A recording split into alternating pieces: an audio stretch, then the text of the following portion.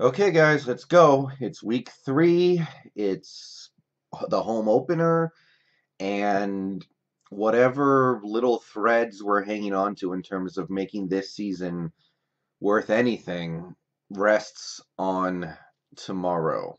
So, Seattle Seahawks hosting the Dallas Cowboys in week 3 of the 2018 season, and it's getting tough to talk about this team, guys. Every week it seems like more stuff just keeps happening. Something that happened a few days ago was actually kind of really a mental turning point for me in terms of me with this team. Um, for the first time in probably the entire Pete Carroll coaching era, he said something and I didn't believe him. He said something, I'm like, oh, he's lying. Like, there was no doubt in my mind. I was like, oh, he's lying. He's trying to cover up the fact that there are problems on this team right now.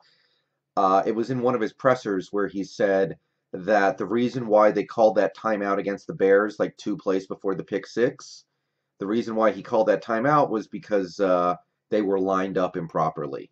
And Wilson got mad because he didn't know that they were lined up improperly. I heard him say that. I'm like, oh, he's lying.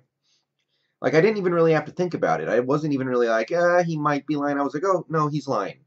I don't believe him.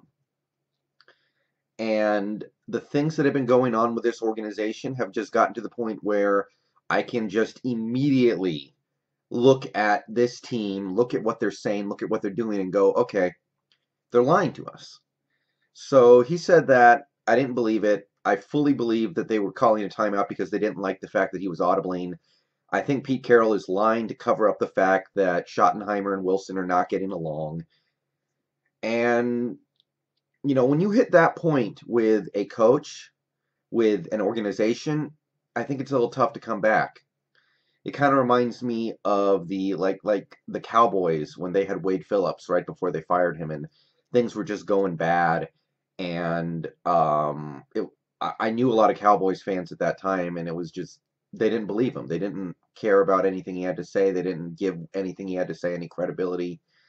I'm not there yet, but that was kind of a turning point for me mentally where I was like, okay, this guy's lying to cover up how bad things are with this team. And if the team starts going out there week after week and just sucking and getting blown out, I'm not going to be amazed because, at a certain point when nobody on your team really likes each other and they're not working together as a team and there's friction between coaches and players and other players, eventually it turns into really, really bad results out there on the field. So it's possible that we just go into full-on tank mode for the rest of the season. And look, if we lose this next game, then obviously I welcome that because why would you bother trying to go 6-10 when you can just go 2-14? Okay, so there was that business with Carroll. There's this injury report, and I gotta ask, I gotta start wondering, like, what is going on with the strength and conditioning? What is going on in these practices where this team, I mean, within 2 weeks of the regular season, has already got a stack of injuries, and every time we get somebody back, we lose 2 more players. Okay, this week we're getting back Trey Flowers, DJ Fluker, which could be really big. We're getting back Bobby Wagner, but we also lost Justin Britt. I fully expect him to not play tomorrow. He did not practice all week. I don't expect him to be active. Uh, Michael Kendricks is now questionable with an ankle injury.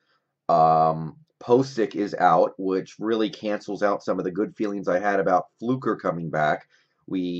Even Wilson, who is obviously going to play, showed up on the injury report this week. So it's like, what is going on with this team where every time we get a player back, it seems like another player goes on the injury report and we just can't make any progress forward?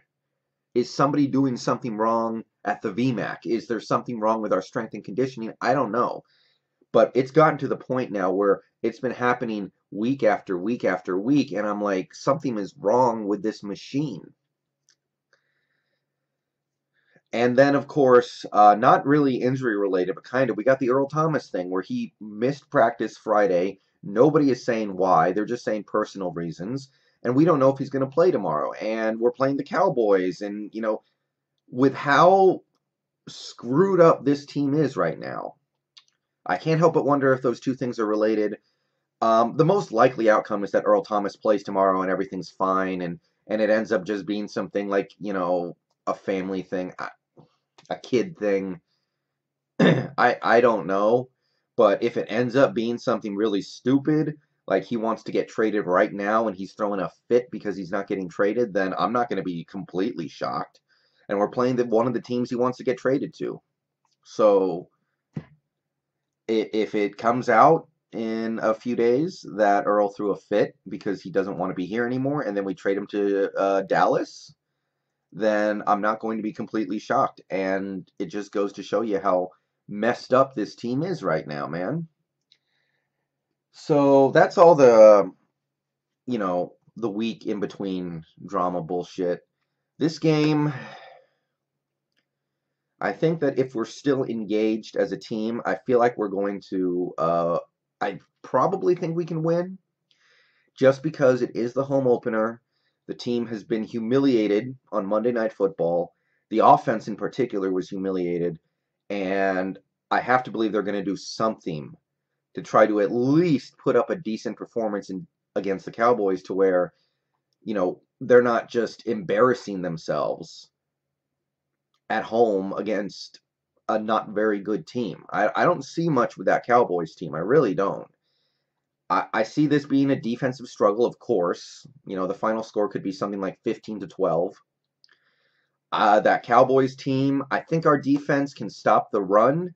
I don't think they're going to be able to do much damage through the air. They have terrible wide receivers, terrible tight ends. Their offense is they have a couple pieces of a good offensive line, and they have Zeke. And everything else is just like average at best. My issue is we cannot rush the passer. Frank Clark is making a sack a game so far, and he's making a couple other good plays. But if it's not Frank Clark, there's really not much we're doing right in terms of pass rushing. Every now and then we send a good blitz, like Michael Kendricks got his sack on a blitz last week, but we can't rush the passer. So if it's close at the end and Dallas needs to move down the field, it's going to be very tough. It's going to be really tough to stop them because Dak is going to have all day back there on most of his plays. So until I see something better with Dion Jordan and Rasheem Green, I cannot expect the defense to get it done when it matters the most in the fourth quarter. Our offense, Dallas defensively has been playing really well so far to start the season.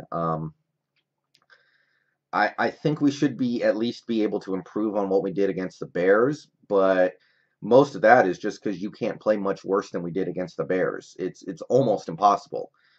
Our two good drives in that game, our two touchdown drives came when the game was almost over. I mean, we were down 17-3 in the fourth quarter before we came alive. So to me, I can barely even give credit for that. Like I said, Fluker being back is big, but then you turn around and lose Posick and probably Britt. So we probably didn't even really get better there. It's tough, guys. It's tough to watch this team. It's tough to watch this team off the field become, a punchline yet again. And I'll say it again. If we lose this game, I, as a fan and as a video maker on YouTube, I'm going to shift towards making videos about the future because the present is complete garbage. Because if we lose this game at home, the home opener to the Cowboys, a very flawed team that, they have some good things going for them, but they also have some really big weaknesses, then, it's over.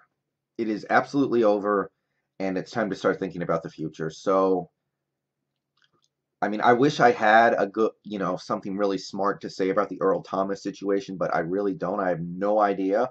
I want to just say I'm 100% confident that this is nothing. He's going to play tomorrow and be fine. I can't even say that because this team is so messed up. So messed up, guys.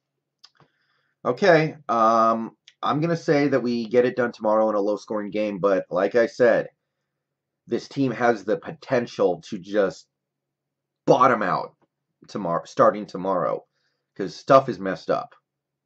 Really, really messed up on every level. The front office is doing stupid things, players, coaches, it's all messed up right now.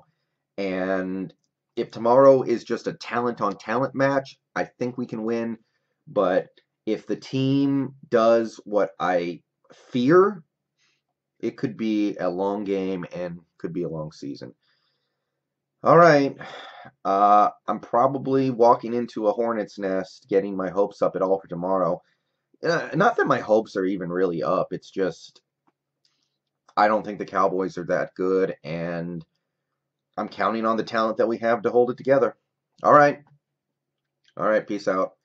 Go Hawks. Let's try to salvage a little bit of this season and move to 1-2 with a real good chance to go 2-2. All right. Peace.